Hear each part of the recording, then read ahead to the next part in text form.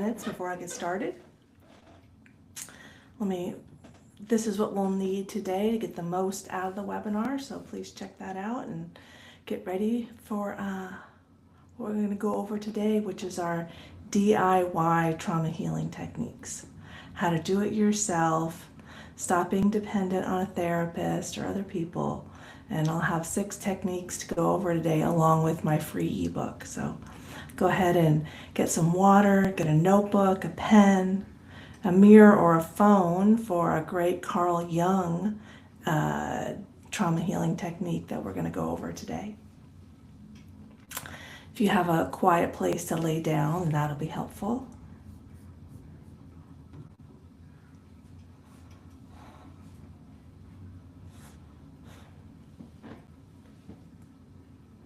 I'm Carrie Blazer. We'll get going in a couple of minutes on our live webinar today. I'll take questions at the end.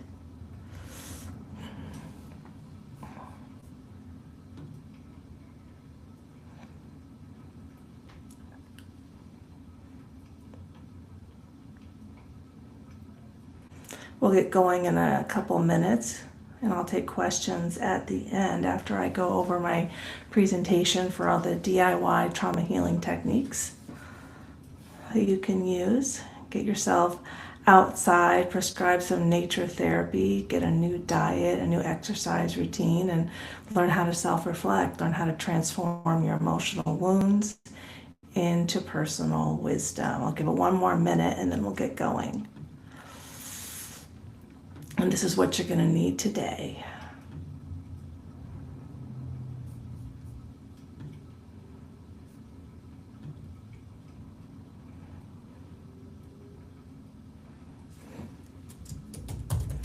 I'll put in the chat, share where you're from. I'm from Ventura, California.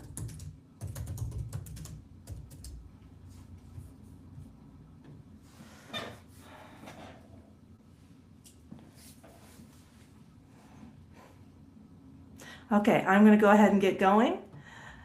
All right, I am Carrie Blazer, and today we are here to learn how to remove internal roadblocks and transform your emotional wounds into personal wisdom without depending on therapy and without outsourcing your sovereignty. I learned how to do it myself over the past 10 years, and I'm here today to share all of my techniques. First and foremost, my free ebook, which is linked below, will help you learn how to transform your emotional wounds into personal wisdom through self-reflection, my 6 divine feminine self-love strategies. And today, to be successful, this is what you'll need: water, notebook, something to write on, pen or paper, mirror or a phone, because we're going to go over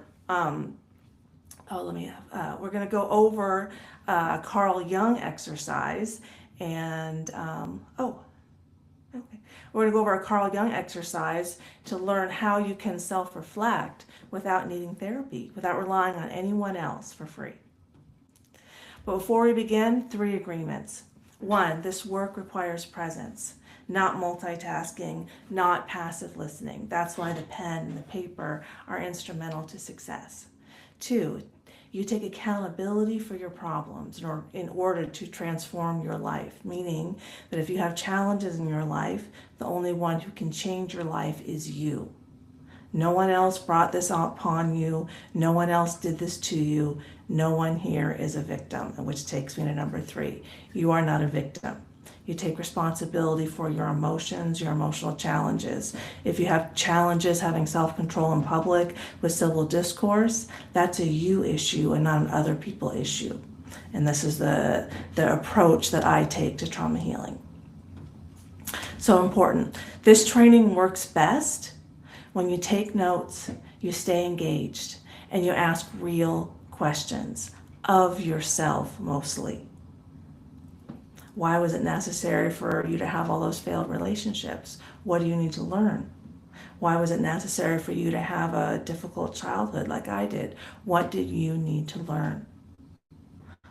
Why was it necessary to be fired for a job? Me, why was it necessary for me to attempt suicide 7 years ago? What did I need to learn about myself? What didn't I value about myself? Those are the real questions we're going to get into today, about how you can feel safe asking yourself those questions, and how you're better off for it. So, breakthrough contacts. I don't heal people. I'm not in charge of you. I cannot change you. You are the only one who can change yourself. And I teach people how to heal themselves, how to change themselves, so that I work myself out of a job. I'm here to give you the tools and techniques that I use and then go on to the next person. I'm not here to stay in your life. I'm here to show you how I did it and give you those tools and send you off so you can figure out how to do it yourself as well. And this distinction changes everything. I'm here to teach you how to have sovereignty over yourself and not outsource that sovereignty to a therapist or a psychiatrist or a medication. How can you make yourself healthy? That's what we're going to learn today. So a quick question for the chat. True or false? I'm done circling the same internal patterns and I'm ready to resolve them. If you're ready to resolve them, put that in the chat. Say that's true, that you are ready to resolve your challenges. All right, before we go any further, why you can trust this work. I did it myself first. I attempted suicide, brought out all my shamanic gifts, and experienced enlightenment in just 5 years, from 2019 to 2024.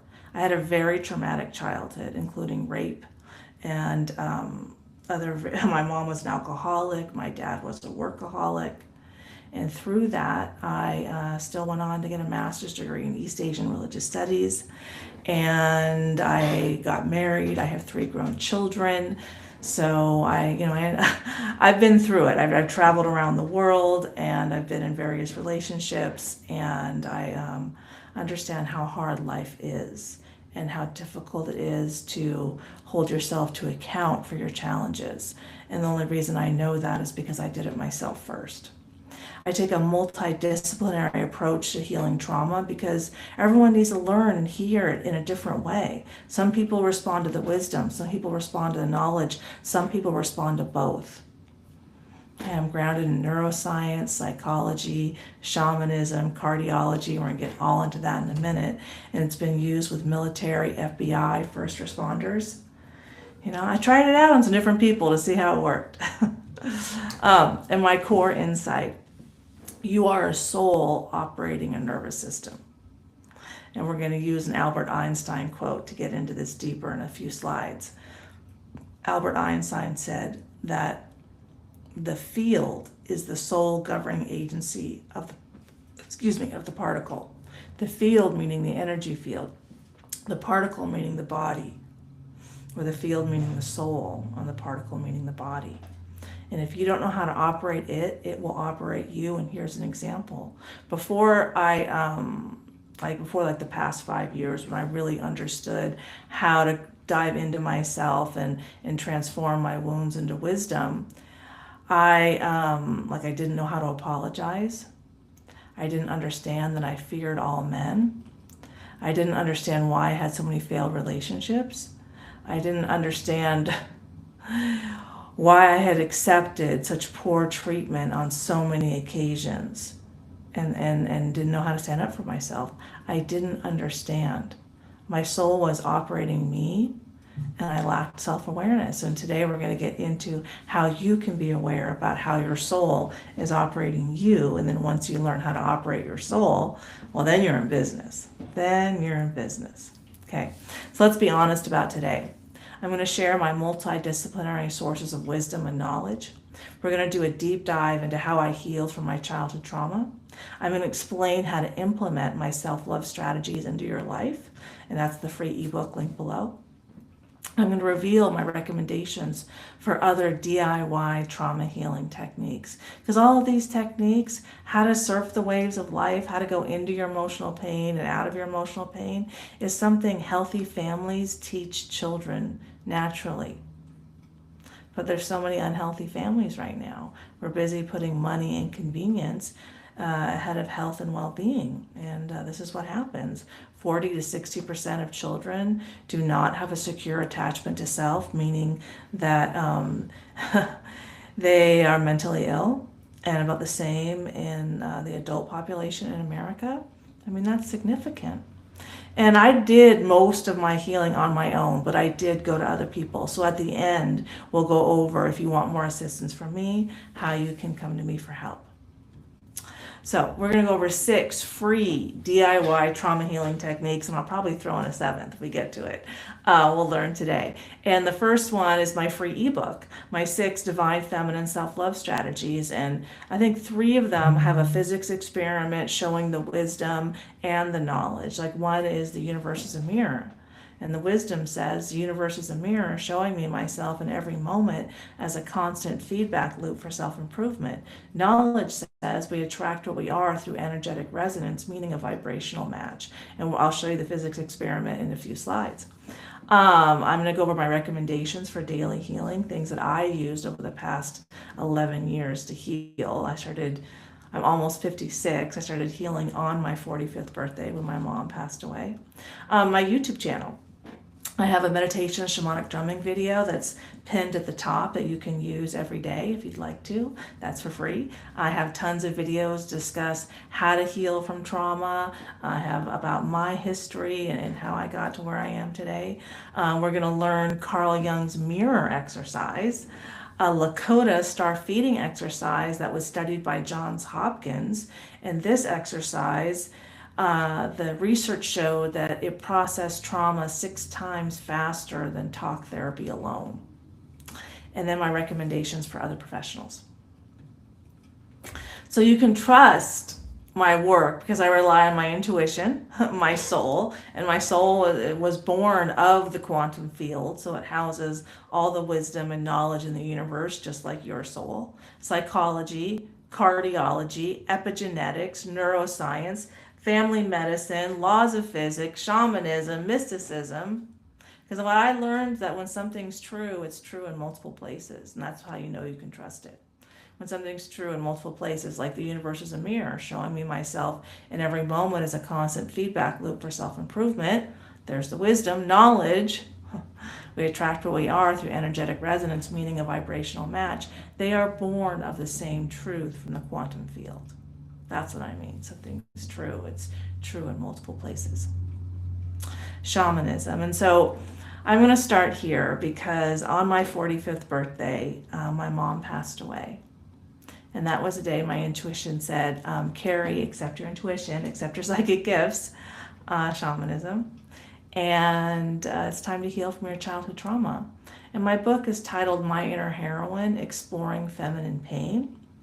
Because I was in my masculine my whole life protecting myself. I had a fear of men.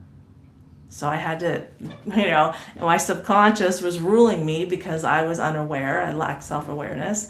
And so I was subconsciously fighting half the population and afraid of half the population. So my challenge in healing was figuring out what is a healthy feminine woman. And when I came upon this Cherokee proverb, it really spoke to me. It says, a woman's highest calling is to lead a man to his soul so as to unite him with source. A man's highest calling is to protect a woman so she is free to walk the earth unharmed. Women do the inside work, men do the outside work. And I'm like, oh, well, my lane is inside. I'm like, well, that makes sense because femininity is compassion, nurturing, forgiveness, creativity, intuition. That's all right brain work. And women are physiologically designed to mirror how to process emotions to infants. Women have more mirror neurons. Our nervous system is far more robust. So we're just physiologically designed for that internal work. And then men are physiologically designed for the external work, the outside work. Like men's bodies are 25% better at processing heat than female bodies are because men are physiologically designed for outside work. Not that women can't, of course we can, but we're here to be complementary, not be the same. More shamanism. So I had quite a difficult life. In my book,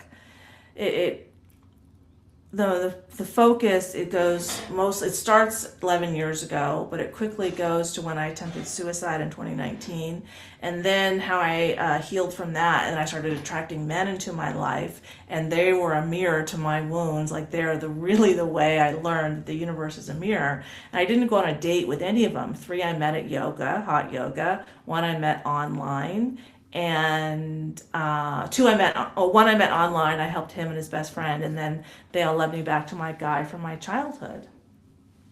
And this quote is from that section, from that chapter of my book, from my childhood. Because even the box of emotional pain he left me with was a gift. And when I saw that, I have seen that quote in many spiritual, shamanic online communities. And it's very true, but it's very hard to accept, because without all that pain, I wouldn't have had an opportunity to extract all that wisdom. So the process of turning those wounds into wisdom is the gift he left me with. That's the feminine work. That's the inside work that I didn't know how to do. So it just kept building up and building up and building up. And I had debilitating lower back pain that started when I was 15. And JC, my guy from my childhood, he's 2 years older than me. The last time I saw him was right before I turned 16. And yeah, it was very painful that we couldn't be together, and I just repressed that. I only remembered that in the last 2 years. And I'm about to turn 56. So it's, it's been a while. But yes, this is it. And I had to accept that if I want Mount Everest-sized wisdom, I had to take on Mount Everest-sized wounds. And I'm going to go over in a minute how enlightenment is an emotion. And even though I have a master's degree in East Asian religious studies, and I speak Chinese, and I've lived in Chinese Buddhist monasteries, I never learned that enlightenment is an emotion. It's part of our natural, healthy emotional range. I'm like, oh. So we're gonna do a deep dive into that in a minute. But it's this is a hard truth to accept. Very hard truth for me to accept, that even the box of emotional pain he left me with was a gift for me to see myself.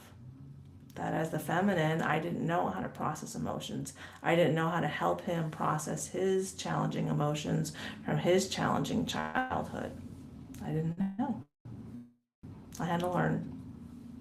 So old shamanic wisdom says, when a person with anxiety went to the shaman, then he would ask, when was the last time you danced, sang, or experienced joy?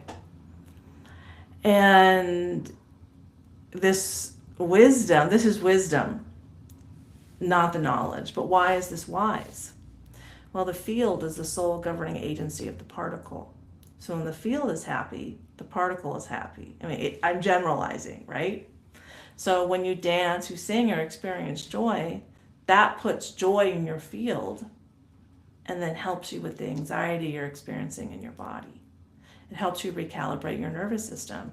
Due to my very traumatic childhood, my nervous system was calibrated for fear, guilt, and shame. Why?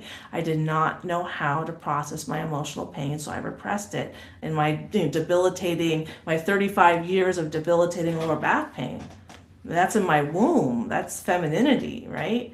And so because I didn't know how to dance, sing, and experience joy, I didn't know how to go into my fear, guilt, and shame and then come out of it and surf the waves of life. So I just hung on to it. So I sat at the bottom in the fear, guilt, and shame. Well, shamans knew when they saw someone sitting in those emotions and not processing through, what helps? Well, dancing, singing, experiencing joy. That's what recalibrates your nervous system for love, compassion, and enlightenment. And then when your field is mostly love, compassion, and enlightenment, then we're going to talk about how we could stop getting sick like I have. I haven't been sick in 6 years. I'll talk about that in a second. So here we go, where the field is the sole governing agency of the particle. So let's hear from Dr. Joe Dispenza about how this works. And then we'll get into how the universe is a mirror and the laws of physics and explaining all that. Einstein said the field, the wave, the energy is the sole governing agency of the particle. Energy controls matter. He didn't say particle controls the particle. He said the field controls the particle. If you change the information in the field, can you change the projection, the particle in three-dimensional reality? This is a holographic universe. So if the quantum field is an invisible field of energy that exists beyond our senses, beyond our body, our environment, and time, and the only way we are going to connect to it is take all of our attention off our body, all of our attention off the environment. What's the environment made of? People, objects, things, places, and take all of your attention off of linear time, the predictable future and the familiar past, and find the sweet spot, the generous present moment. That's the unknown. That's the door. That's the moment you become nobody, no one, no thing, nowhere, no time. That is the moment you are pure consciousness. And that is the moment you're walking through the door to the quantum field.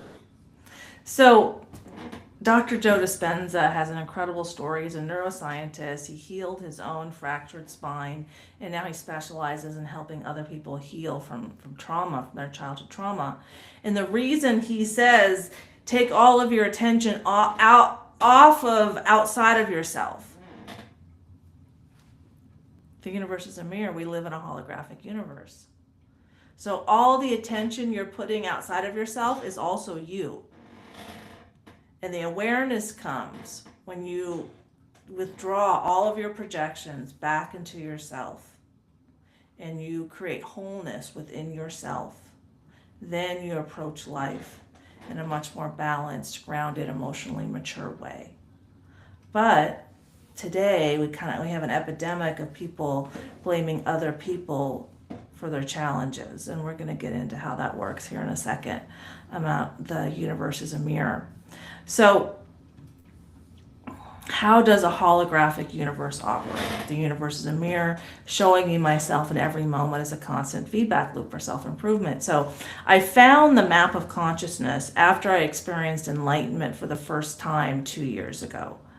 And it was gnarly.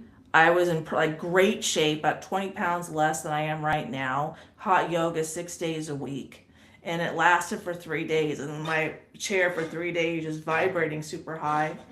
I lost 12 pounds. So my kids were concerned, Mom, what's going on?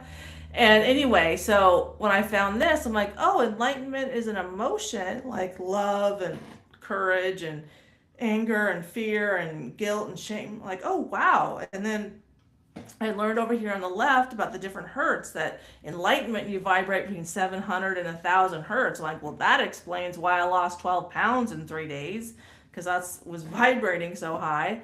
Love at 500 hertz. And then fear, guilt, and shame at 100 hertz and below, with shame at 20 hertz. I'm like, oh, okay. Well, I started doing research into cancer and autoimmune diseases and viruses and bacteria. They all vibrate at below 100 hertz. So the field is the sole governing agency of the particle, and the particle is the body, the field is the soul.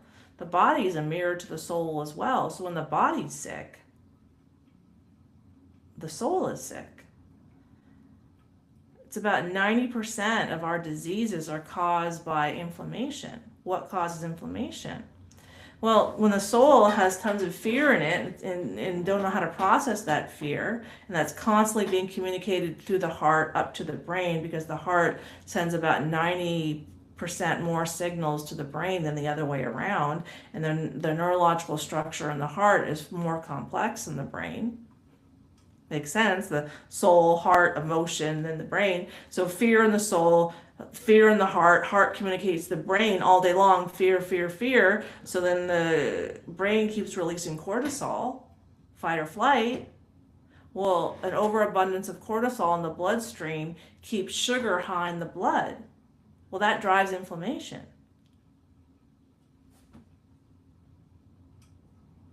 The universe is a mirror showing me myself in every moment as a constant feedback loop for self-improvement. And we're going to get to Dr. Gabor Mate in a second and about his work. And the American Cancer Societies have proven that 7 of the 9 reasons someone heals from cancer is emotional, through emotional healing. And who gets cancer? The people that put other people before themselves, that do not care for themselves.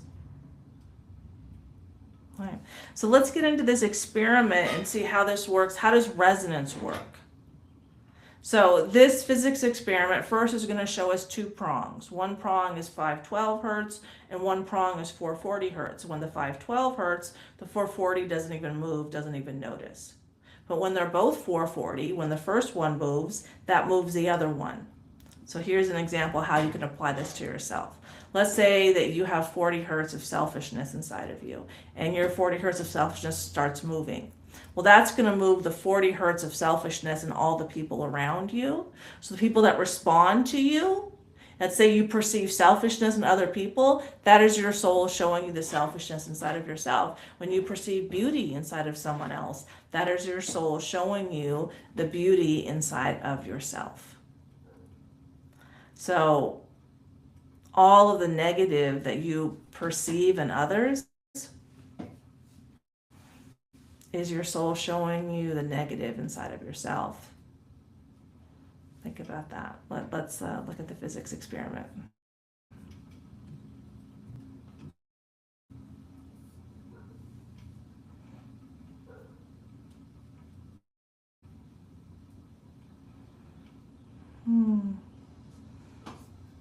It's not playing here. Here we go.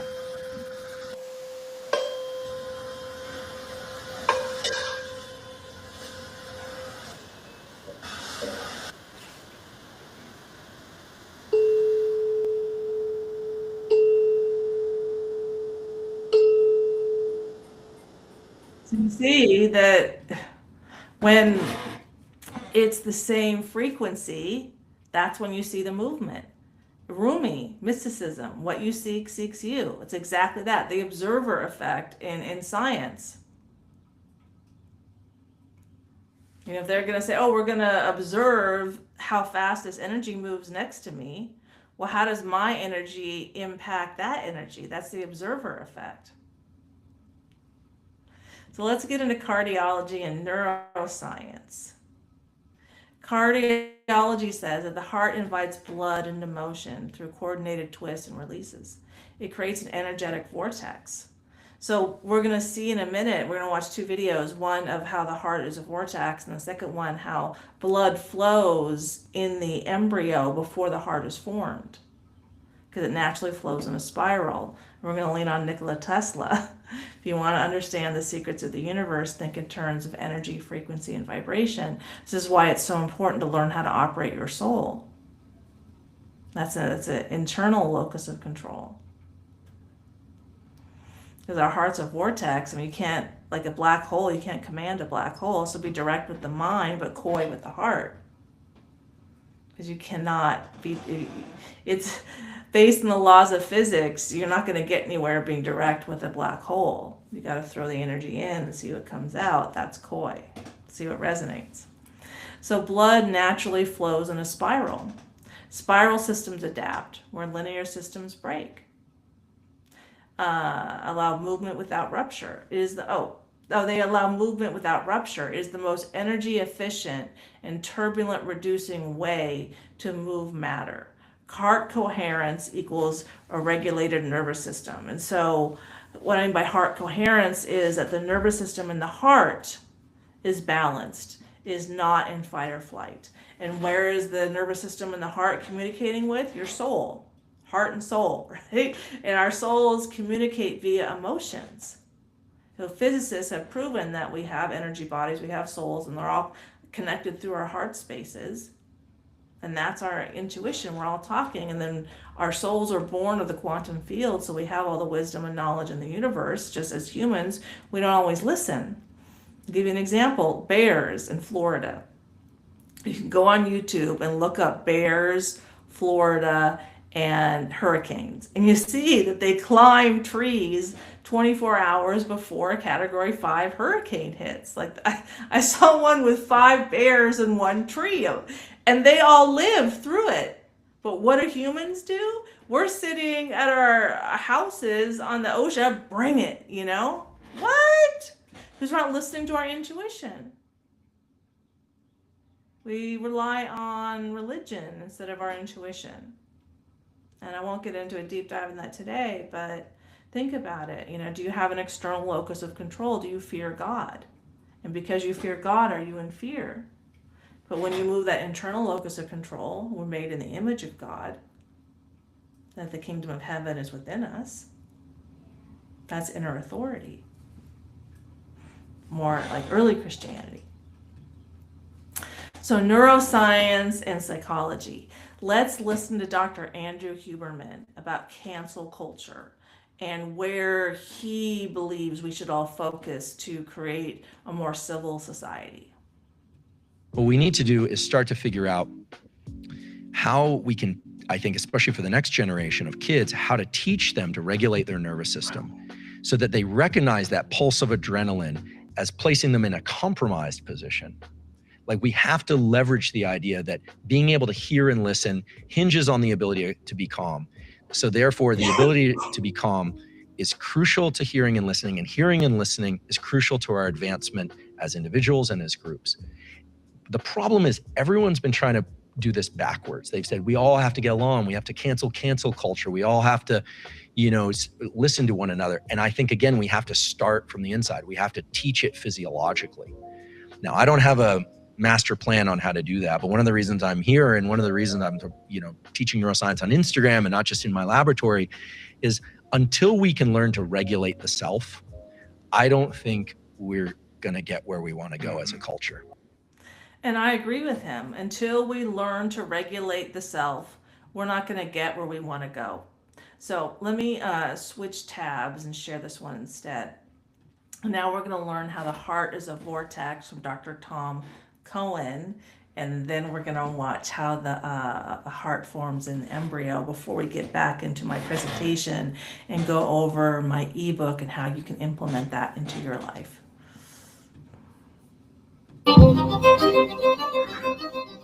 Let me just read this because I think it's actually probably one of the best descriptions of the heart that I've ever run across. They taught you the heart was just a glorified meat pump, that it squeezes and pushes blood like some crude mechanical device, a hydraulic engine made of flesh. That is what they want you to believe, because if you buy into that primitive lie, you never ask deeper questions. But it is false. It has always been false. And the real science proves it. Dr. Francesco Torrenquas, a Spanish cardiac researcher, discovered what the textbooks refuse to acknowledge, that the heart is not a pump. He dissected thousands of hearts and found that the heart is a single continuous muscle band folded into a spiral. He proved that the heart works like a vortex generator, creating suction and torque, not pressure. He called it the helical ventricular myocardial band, and it changes everything. The real movement of the blood comes from pressure differentials, electromagnetic flow, and coherent resonance. The blood spirals naturally. It need not be forced through miles of arteries and capillaries. The so-called pump is not strong enough to push thick fluid through 60,000 miles of tubing. That is basic physics. That lie was dead on arrival. Here is the truth. Blood moves before the heart forms in the embryo. That is, by the way, a documented fact. It flows via frequency, resonance, and electric charge. The body is a field, not a factory. Your heart creates a toroidal electromagnetic field that radiates 6 meters from the body. This field syncs with the earth, the sun, and every living being around you. It is a resonator, a tuner, a conductor. It aligns the rhythm of your cells. It feels, it remembers, it emits, and it responds to emotion, thought, light, sound, and breath. When you feel love, grief, fear, or peace, your heart transmits it. It is the central frequency modulator of your biology, not a pump. And the institutions know this. The HeartMath Institute has measured these fields for decades. They know the heart has more neuronal cells than parts of the brain. They know it is a second brain.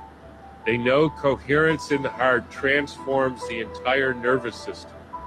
So why are they still teaching children a 400-year-old guess from William Harvey that has never been updated? You know, that's an excellent question for another day. But let's get into how the heart is formed in the embryo, and then we'll get back to the ebook. Before the heart beats for the first time, something far greater begins to move. Long before your heart ever beat, thousands of cardiac cells made a silent decision. There was no pulse, no rhythm, no sound. In the earliest stages of development, individual heart cells begin firing electrical signals on their own, like you just saw.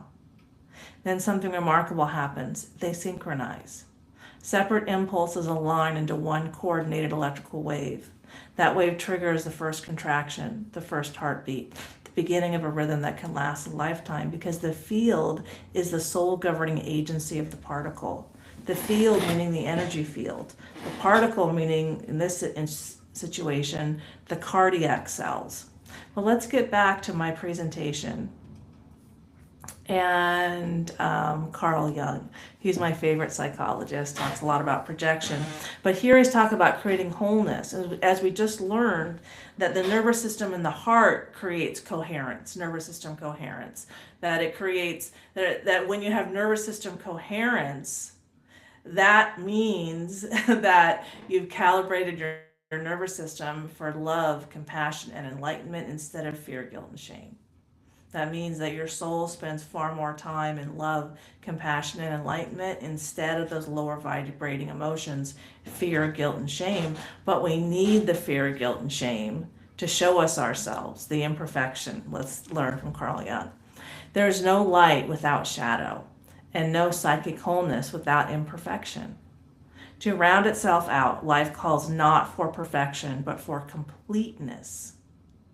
For this, the thorn in the flesh is needed, the suffering of defects, without which there is no progress and no ascent. So when we cancel challenges outside of ourselves, like Dr. Huberman was talking about a minute ago, we remove our opportunity for growth.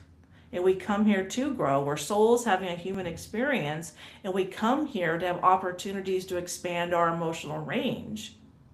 And we do that through learning how to process ever increasing difficult emotional situations, with enlightenment being a very challenging emotional situation. I'm going to equate it with climbing Mount Everest, and I've been to Mount Everest, the base camp at 18,000 feet. If you're going to climb Mount Everest, the prep work, the surrender, the feminine, it's like going into your fear, guilt, and shame is profound. And that of work you have to do to kind of extract the amount of self-belief and self-confidence and self-love and wherewithal to get your body to the top of Mount Everest and not die is, profound. This is what I'm talking about. If your soul planned for you to experience enlightenment in this lifetime, then most likely you have profound emotional wounds. Life is like jumping on a trampoline. If you do a deep dive a little bit, you're going to fly a little bit, but the deeper you go, the higher you fly, right? If you want to go really high on a trampoline, you got to jump really deep first. There's a surrender to your fear, guilt, and shame. And that is hard reality for me to accept for sure, but the more I accept that reality, the less I fight myself. And I'm sorry, my nose is bothering me right here. Excuse me. All right. Okay. Neuroscience. Why recalibrating one's nervous system is the healing process.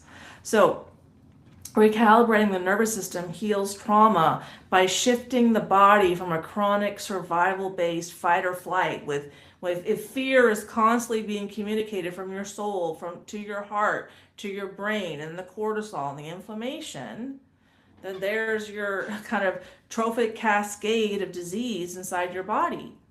But when you switch that state back to a state of safety, social engagement, and relaxation, and you take responsibility for why you get triggered, why your emotions are triggering you, then we can have a civil discourse in society like Dr. Huberman was talking about. But when we blame other people for our problems, well, you're triggering me and you're the problem. grounded in the reality that we live in a holographic universe, that the universe is a mirror showing me myself in every moment as a constant feedback loop for self-improvement. Then we have an external locus of control, and there's the mental illness. Carl Jung said, what irritates you about another, leads you to an understanding of yourself. Everything is a redirect back to the self because we live in a holographic universe. So if there is something great, the source is the source of the projection, our souls, that comes out through our hearts, or the vortex in our heart. And if something's not great in our life, then that comes from the same source. My soul plans my life based on my wounds for self-improvement opportunities. That, for me, a very hard reality to accept. But the more I accepted that reality, the more I accepted I needed the challenges in my life. And then that's how I started to find gratitude for my challenges, which is the first teaching in my book. And we'll get to that in a minute. But this process uses neuroplasticity to rewire neural pathways and quiet an overactive brain. If you walk around and you're constantly judging other people, that is your soul showing you how much you judge yourself. Right there, that's number 7, right? That's free feedback. That's all how you feel about yourself. So you can get my meditation and shamanic drumming. The meditation grounds you into yourself. The drumming provides a safe, kind of structured environment to process your emotions. And then you can look into yourself and figure out why you're judging yourself so profoundly.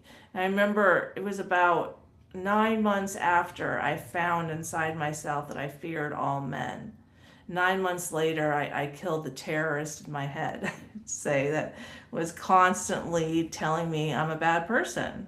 It was in my 40s, I used to get 4 to 7 migraines per week before I attempted suicide. It was really bad. So this process allows the brain to stop associating present environments with past dangers. And that's what I was doing, fear all men, because I was raped in my childhood, 35 years of debilitating lower back pain. My womb was screaming at me to remember my trauma, but I didn't know how to listen. It took me 35 years to learn how to listen. That's how much I had to go through to learn my lessons in this lifetime. It's hard for me to accept that reality too. But when your nervous system shifts, your relationship shifts because you're not getting triggered, you're not reactive, you're patient, you're kind, you're grounded in yourself, you have your own life going on. But when, like Dr. Joe Dispenza said, remove your attention from outside of yourself, lack of self-awareness, people who lack self-awareness spend a lot of time and attention outside of themselves, validating themselves. Well, I deserve this. I deserve a guy who's 6 feet tall and 6 inches and 6 figures and, all the 6s, right? I deserve. Well, hang on a second. That's not how reality is created. That's not living in a holographic universe. When my internal reality is a mess, my external reality is a mess. How often is your house a mess and your heart isn't? Oh, my heart's perfect, but my house is a mess. It doesn't happen. Our external reality mirrors our internal reality. So our business problems resolve and our patterns, our destructive patterns resolve. And no one's coming to save you. How many times have you accepted that, pulled yourself up by your bootstraps, solved your own problems, and then you were better off for it? That's what I'm talking about. So epigenetics. Why am I bringing up this? Epi means before genetics. Why? I was studying this. Because epigenetics figured out that less than 1% of our mental and physical diseases come from our genetics. Again, validating Albert Einstein's quote, the field is a sole governing agency of the particle. And when you break down particles, it's energy too. So it's all a field. It just appears to be a particle. But let's hear what Dr. Bruce Lipton has to say, and then we're going to discuss, because he brings up some really interesting scientific research that was done. Whatever picture you hold in your mind, the brain releases complementary chemistry that matches that picture, and it releases it into the body. And the chemistry of the blood is what controls the genes and the behavior. Children, when adopted into a family where there's cancer running in that family, the adopted child will get the same family cancer. But the point, the adopted child has totally different genetics. What was the point? It was being adopted into a family where the programming of that child is what caused the cancer. It's consciousness who releases the chemistry to the environment that controls the genes. And you can change your consciousness, and you can change your environment. And all of a sudden I said, oh my God, we were programmed to be victims. It turns out we are masters of our genetic activity. And this is the new science called epigenetics. Right. We are masters of our genetic activity.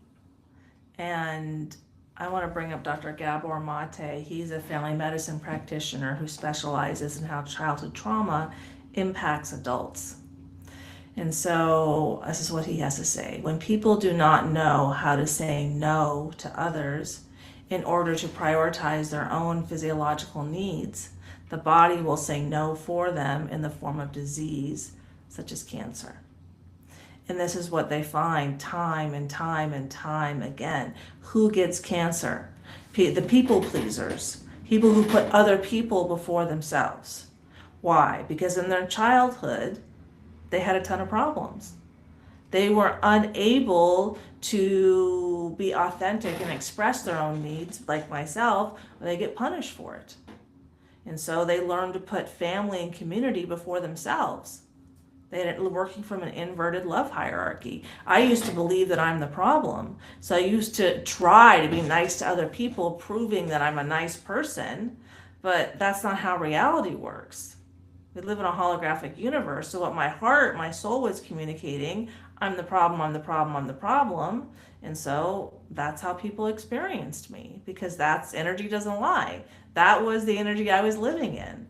But when I realized, oh, well, when I love myself and I fill up my own cup of love first, and then I create overflow and I pour onto other people from the overflow only, then I don't get sick. I haven't been sick in 6 years because I spend the vast majority of my time in those higher vibrating emotions of love, compassion, and enlightenment. Because I learned to have an appropriate love hierarchy, that my diet, my sleep, my rest, my exercise, all of that comes first. My walking in nature and prescribing nature therapy to myself, that comes before anybody else. But when we teach people that community comes before the self, like why are we teaching 5-year-olds to protest against ICE?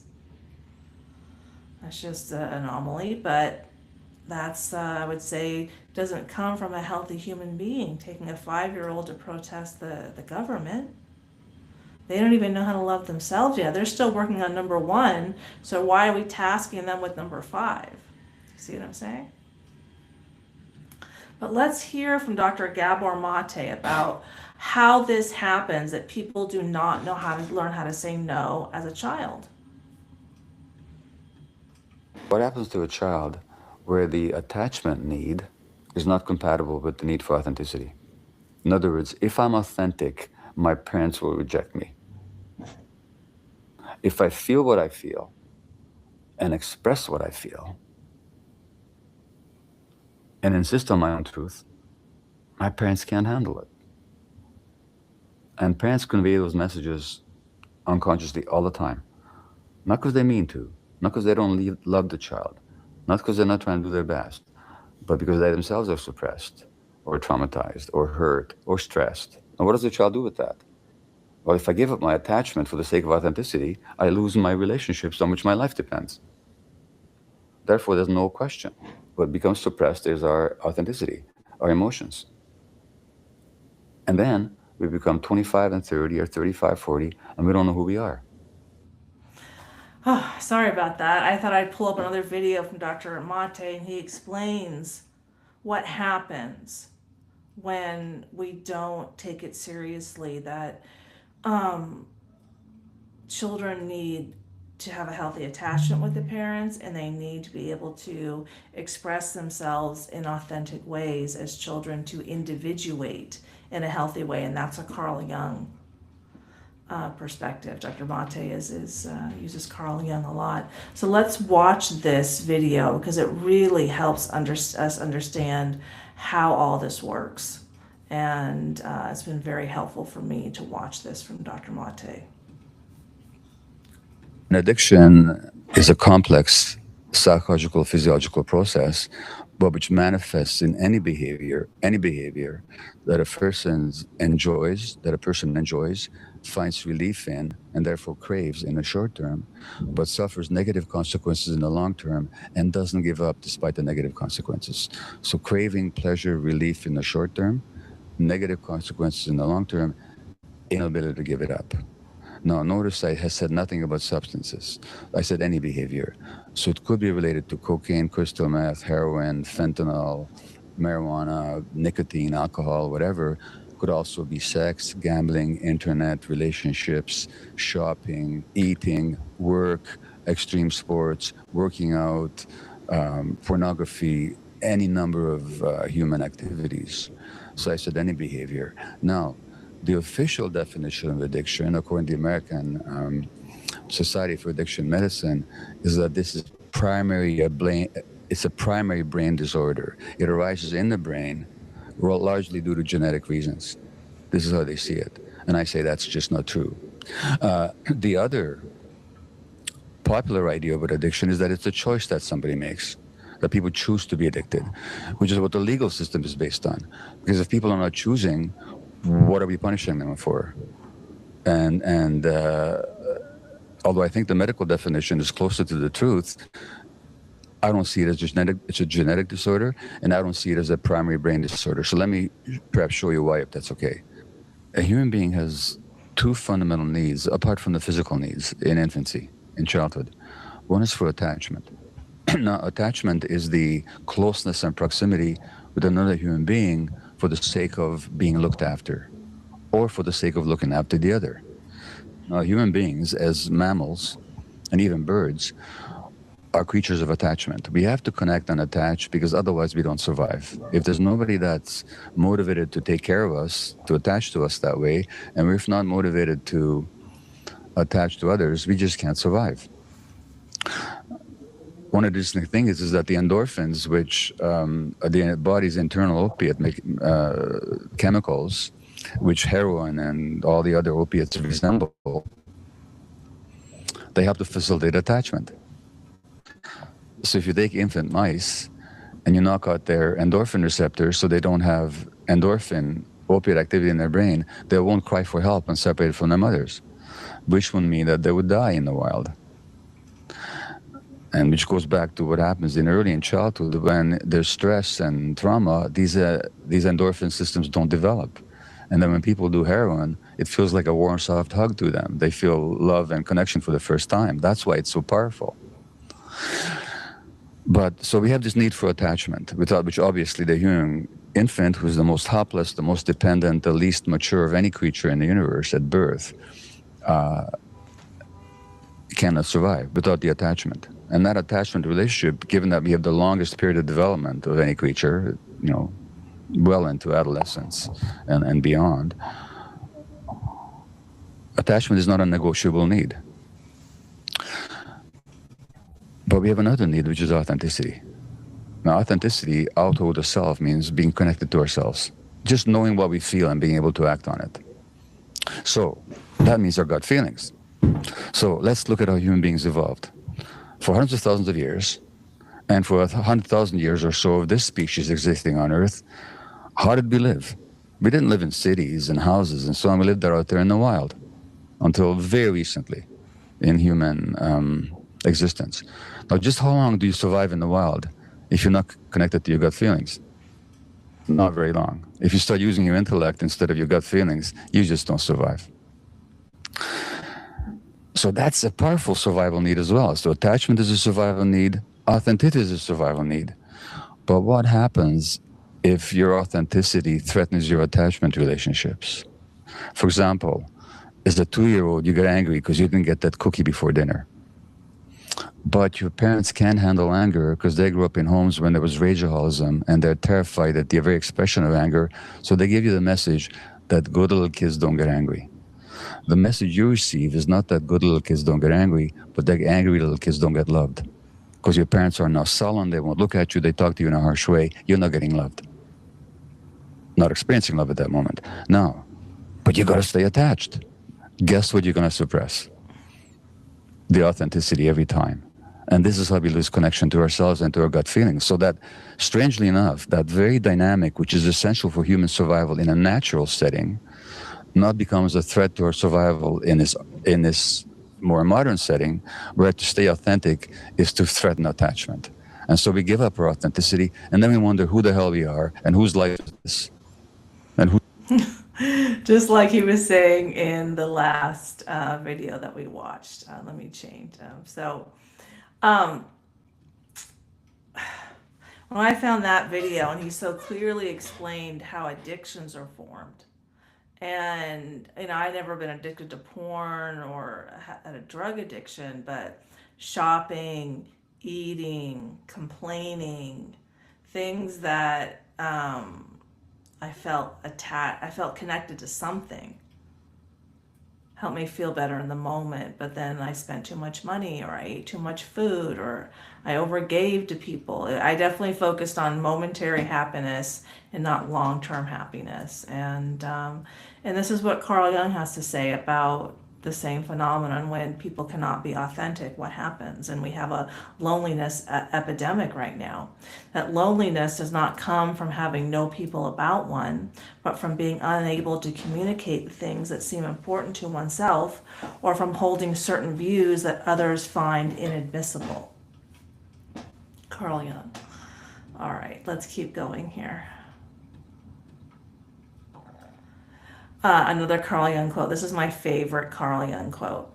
One does not become enlightened by imagining beings of light, but by making their darkness conscious. And that's the inner authority. That when I admitted that I had darkness, and here's an example. 8 years ago, I got in an argument with my youngest daughter, and I was wrong. And I got off the phone, and I didn't know how to apologize. And I asked myself, why can't I apologize? I had started to learn how to ask myself questions and listen to myself, surf the waves of life. And I heard that you believe that if you apologize, your loved ones will leave you. Well, that was my darkness, that if I apologize, my loved ones will leave me. Then that's just not logical. If I apologize, my loved ones will want to stay. So I called her up and I apologized, and then everything was fine. But when we look outside of ourselves, one does not become enlightened by imagining beings of light. That's just kind of fantasizing about a being saving me. That's not how I become an emotionally mature adult. I take accountability for my challenges and I make them conscious, such as the example I just gave. Or when I was 51, I found that I had a fear of all men, and then I changed that into men protect me, and I went in public the next day with my older daughter, and she noticed immediately that I was different. I wasn't anxious anymore because my subconscious wasn't lying to me to fear half the population. That was kind of a lot. Okay, and getting back to how the universe is a mirror in my book. So in my book, I attracted in several men into my life. The second and third were Justin Waller and his best friend, Andrew Tate.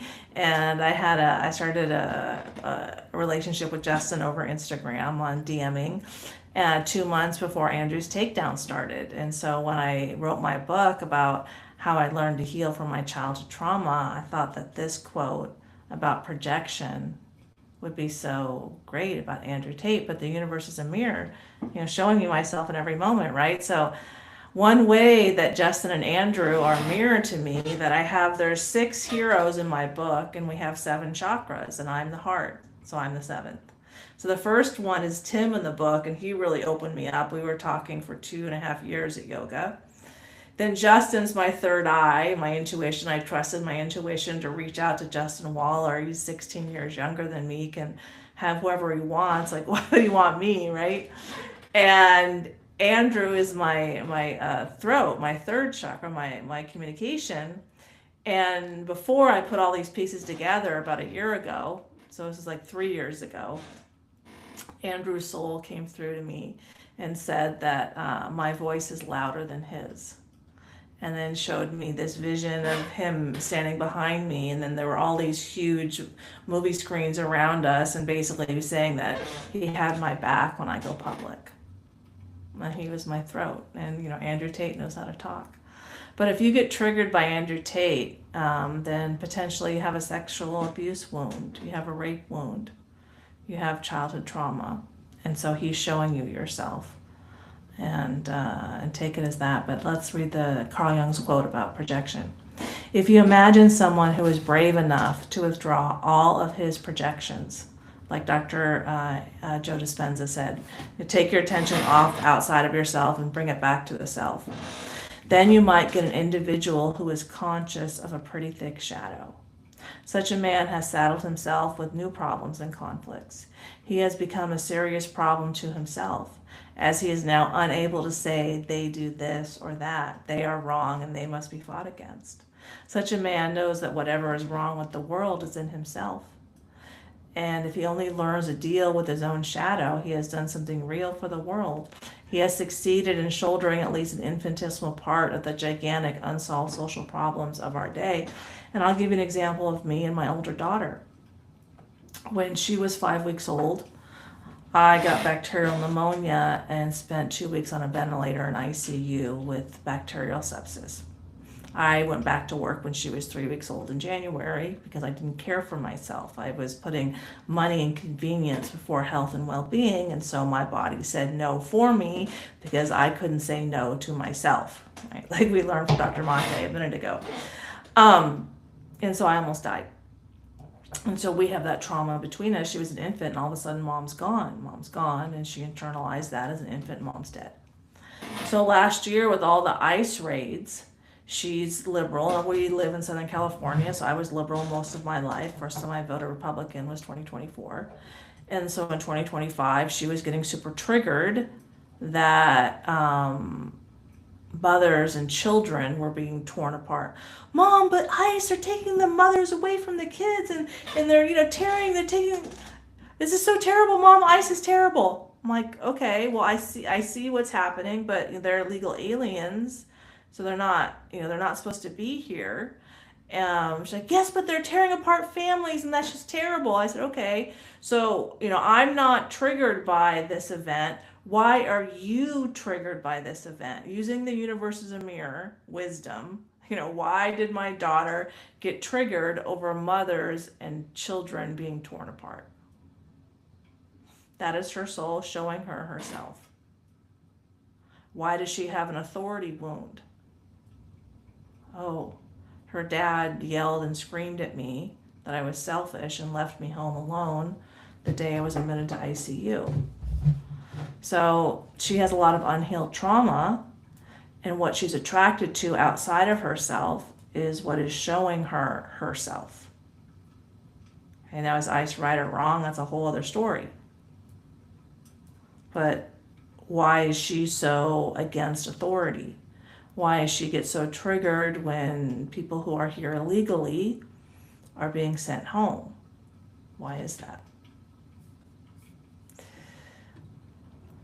So here is Carl Jung's best DIY trauma technique, and I will give you 5 minutes to do that. Please grab your mirror, a journal, and a pen or your phone and look at yourself. So spend 5 minutes just looking at yourself, and write down everything that your brain tells you. Even if it's about somebody else, write it down and apply it to yourself. So-and-so needs help. Oh, how do I need help? So-and-so is selfish. Oh, how am I selfish? Okay, spend the next 5 minutes.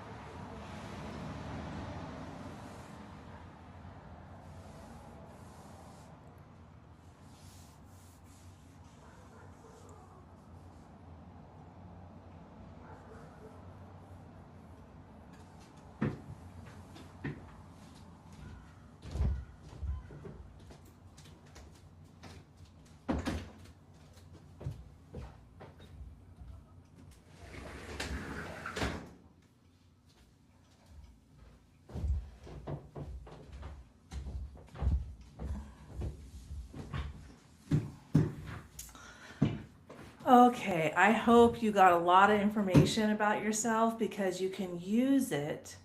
Because now we're going to go over the free ebook that's linked below and how to use those strategies so that you can learn how to process your emotional wounds, turn your wounds into wisdom. And so let's look at the exact structure of the 6 divine feminine self-love strategies. Okay. So this is not a belief system, it's a soul operation system. So our emotions live in our soul. So how do we process our emotions? And there's 6 of them. The first one is appreciate, learn, forgive equals ego death. Appreciate your challenges in life. That opens your heart to yourself. There's the feminine. The learn there's the logic. There's the analyzing what you could have done differently. When you put those two together, the feminine and the masculine, then you've created wholeness, and forgiveness naturally follows. That's the first one. Then love hierarchy. Learn how to love yourself, how to fill up your own cup of love so that you have overflow. Then we have universe as a mirror, changing the world as an inside job, learning to surf the waves of life, and pain is an initiation process for personal growth. Those are my 6 strategies. Those are the strategies I learned to heal from my own childhood trauma. So here's the first one. So appreciation, gratitude. It's an emotion. It opens the heart and it reduces stress. It reduces cortisol. It creates safety inside of the heart so that you can feel safe processing your emotions, doing a deep dive into your shadow, into your darkness, into your wounds. And then learn your lessons. Like me, I had to ask myself, why was it necessary for me to attempt suicide? Why was it necessary for me to have challenging relationships with my kids? Why was it necessary for me to get a divorce? Where did I need to improve? Why was it necessary for me to attract a married man into my life? One of my guys in my book, the guy before, my guy from my childhood, a fire captain, married. Oh, I needed to reflect on my marriage. I wasn't able to forgive in my marriage, which is the feminine lane. So if I'm not healthy in the feminine lane, I attracted a man who's unhealthy in his masculine lane, and that's on me, not on him. So what I learned is that when I learned to be grateful for my challenges, and then I use self-reflection to turn my emotional wounds into personal wisdom, then forgiveness naturally follows, because the gratitude and the logic of the learning your lessons is the feminine, the masculine. There's the wholeness, there's the completeness. Love hierarchy. So self-love comes first. And by self-love, I mean healthy diet, healthy exercise, give yourself permission to rest, process your emotional wounds, spend time in nature, the basics. And then when you have an overflow from your cup, then you can pour from the overflow onto your partner, onto your children, onto the family, onto community. And so I focus on self-love so that I'm always ready to pay it forward from the overflow. If I have one pair of shoes and I see someone who doesn't have shoes and I give away my only pair of shoes, can't say no to myself to take care of myself, like Dr. Mate said, then that's not practicing the love hierarchy. That's being codependent. That's putting someone else's wants and perceived needs before your own. And it's just like when you're on an airplane, they always teach you to put on your own mask first before you help your kids, because if I can't breathe, then I can't help my kids, right? So if I'm not loving myself, how can I truly love somebody else? And we live in a holographic universe, a projection. Learn to surf the waves of life. So here's where I put life is like jumping on a trampoline. The deeper you go, the higher you fly, all based on the laws of physics. The depth of the wound determines the height of the wisdom. So they are, equally correlated here, but let's watch this physics experiment that shows how this all works.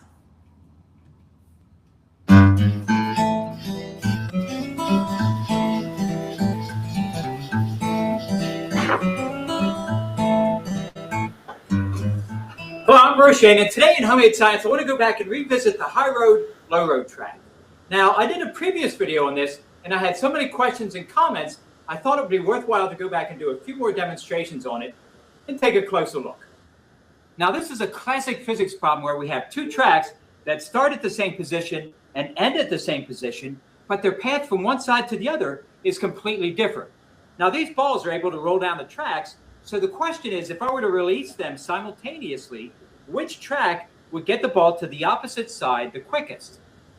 Well, let's give it a try.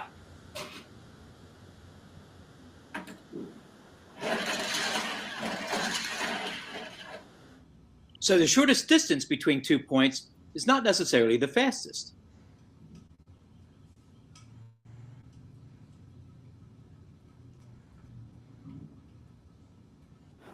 Now, what's going on here? Well, we're giving both balls potential energy by lifting them up to a certain position. When I release them, only a small amount of its potential energy is changed into kinetic on this track, so its speed across a track isn't very high. However, on the low road track, I started out at that high position. It drops down, changes that potential energy into kinetic, but then it drops an additional distance, so more potential energy is changed to kinetic, so it's going to cover this distance at a higher speed. See, my challenge my whole life was I was on the track that didn't go, I didn't know how to go down into my emotions so I could come out of them. I was the track in the back that didn't go very fast, and I was just sitting there stuck in my fear, guilt, and shame. But after my mom passed away on my 45th birthday and my intuition told me, okay, Carrie, it's time, then I started feeling brave enough to allow myself to surrender to my wounds. Like, why can't I apologize to my daughter? And then that's when I surrendered deeper into myself, and that gave me the momentum and propulsion to come out the other side in a healthy way like I did. Oh, I have this lie in my subconscious that if I apologize to my loved ones, people will leave me. I mean, that's just cray-cray, right? So when I saw the cray-cray in my subconscious and turned it into wisdom, when I apologize, my loved ones will want to stay, then my relationships got better like that.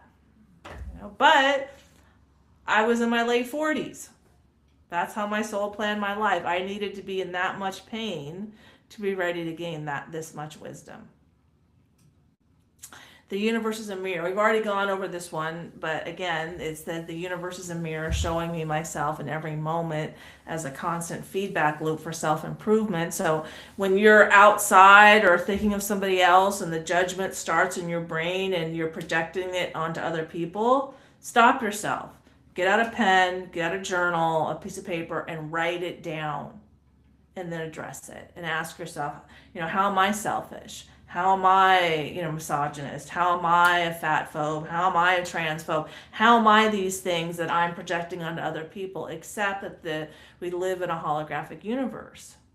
When you accept it and you approach life as such, then you can make progress really fast.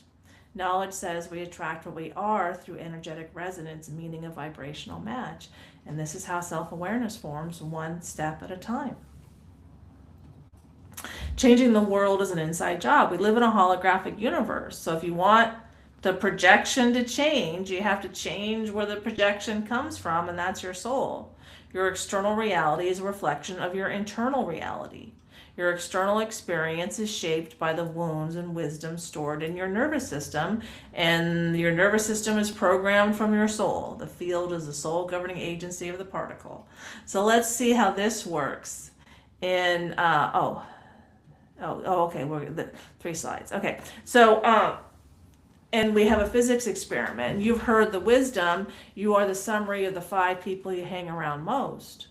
So are those people healthy? Are their nervous systems calibrated for love, compassion, and enlightenment? Or are people you hang around most, are their nervous systems calibrated for fear, guilt, and shame? So energy naturally aligns with the highest vibrating energy. That's laws of physics. That's why you're the summary of the 5 people you hang around most. Okay, and a holographic universe mandates that internal change happen prior to noticing external change. So let's see how this works in this physics experiment. And you'll notice that number 2 and number 3 are going the fastest. Enlightenment being the most transformative emotion. It's the highest vibrating, the fastest moving energy. That's why people naturally align with someone who experiences enlightenment. And let's see how this works.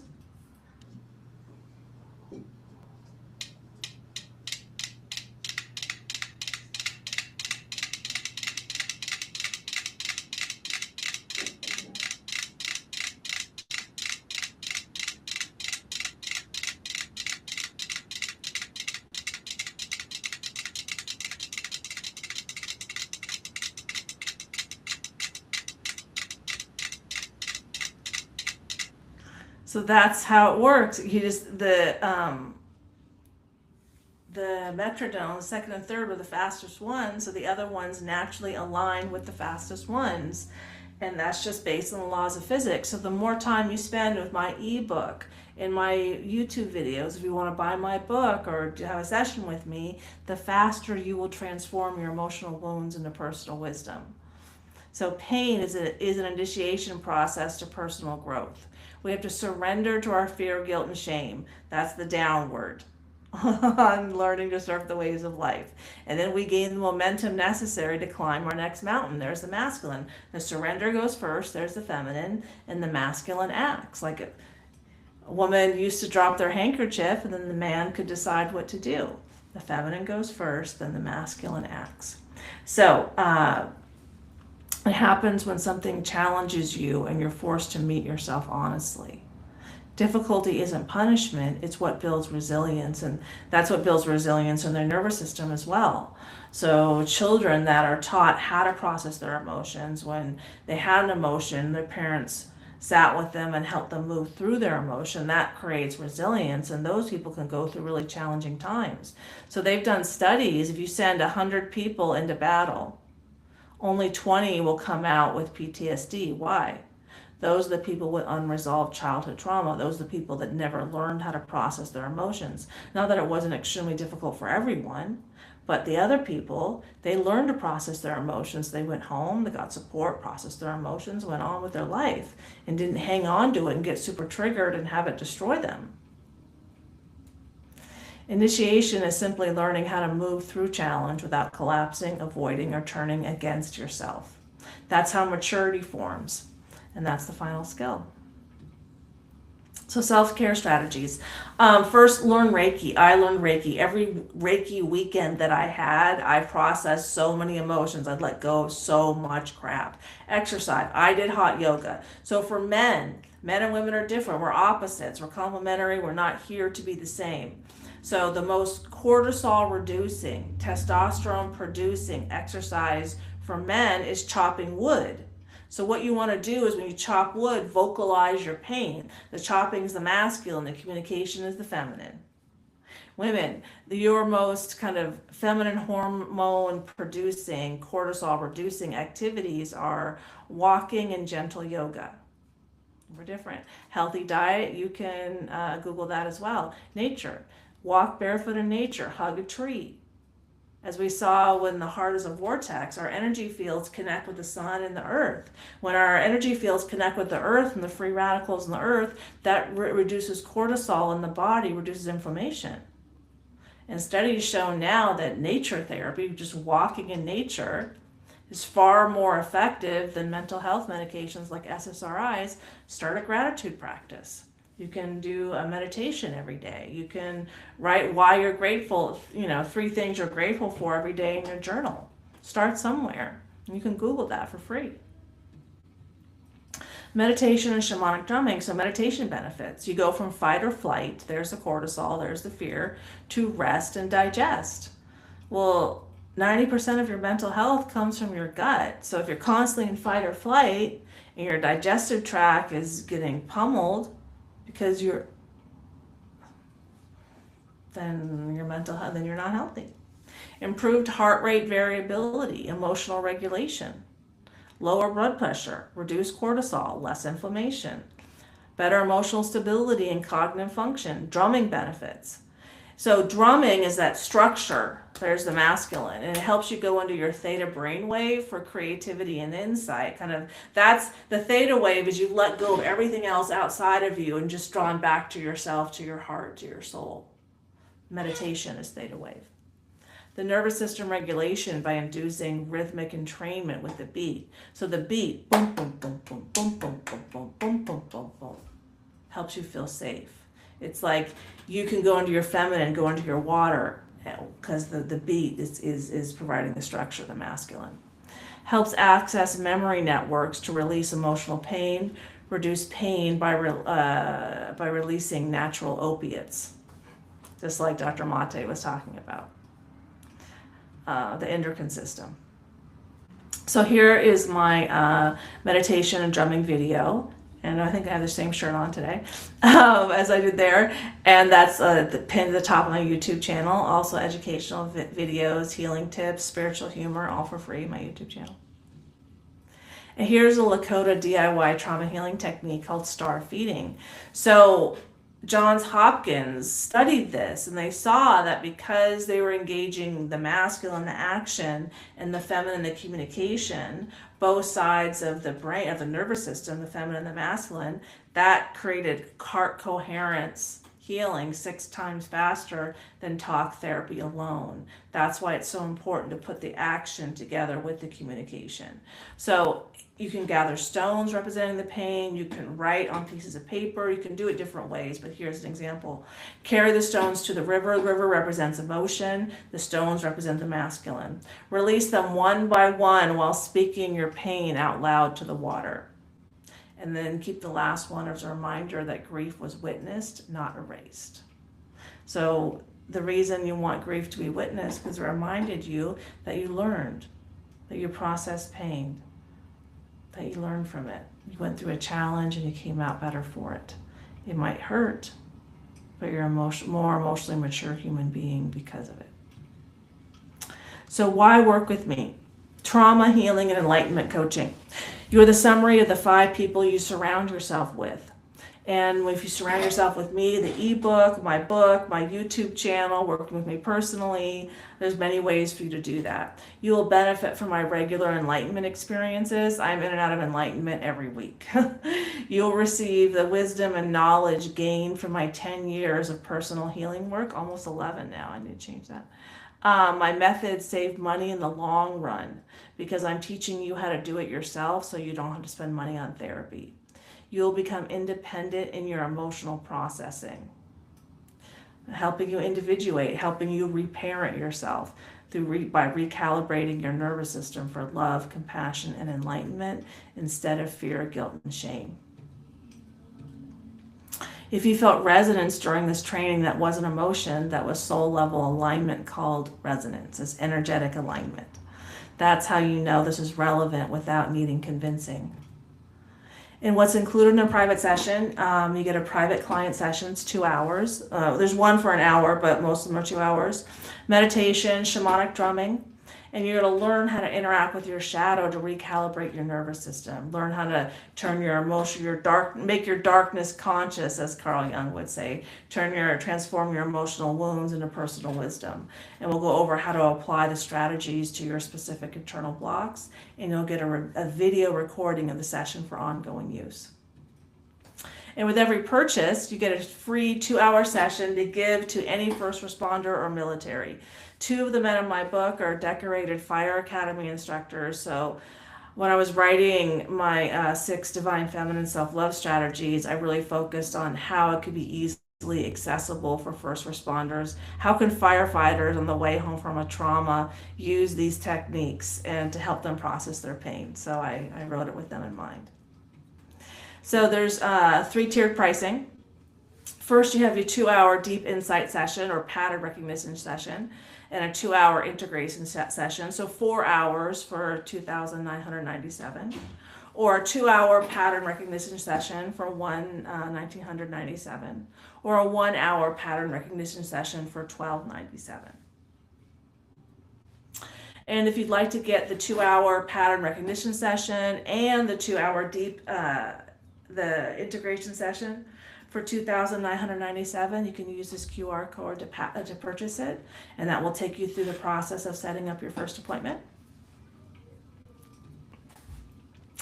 Or if you're interested in a 2-hour pattern recognition session for $19.97, you can use this QR code. And the reason I don't sell packages is that people usually need a session and they come back 6 months to a year later. So you don't need to talk to me regularly or meet with me regularly. You need my help kind of pointing you in the right direction. Then I send you off for life to happen and for you to do it on your own. You can come back if you need to. Or if you'd like a 1-hour pattern recognition session for $12.97, then you can use this QR code to purchase it that way. And here's my book again on Amazon. I have 16 reviews, it's 4.9 stars, so a lot of people really like it. And I focus on what I learned. I don't speak for the men, and I don't say what's wrong with the men. That's for them to say. I show how they were a mirror to my own wounds and how I gained the wisdom that I gained to heal from my own childhood trauma and then help others do the same. If you're not ready to purchase it, that's okay. You can book a 15-minute call and then we'll go over this question. What needs to happen to make this situation work out perfectly for us both? So what are you thinking about? Where are you a little bit stuck in this decision? Do you need more help, but you're not quite sure? Book a 15-minute call. Anyway, thank you for showing up. I really appreciate it. And that was our first webinar. Okay. All right. Well, thank you so much for joining, and I will talk to you next time. Bye.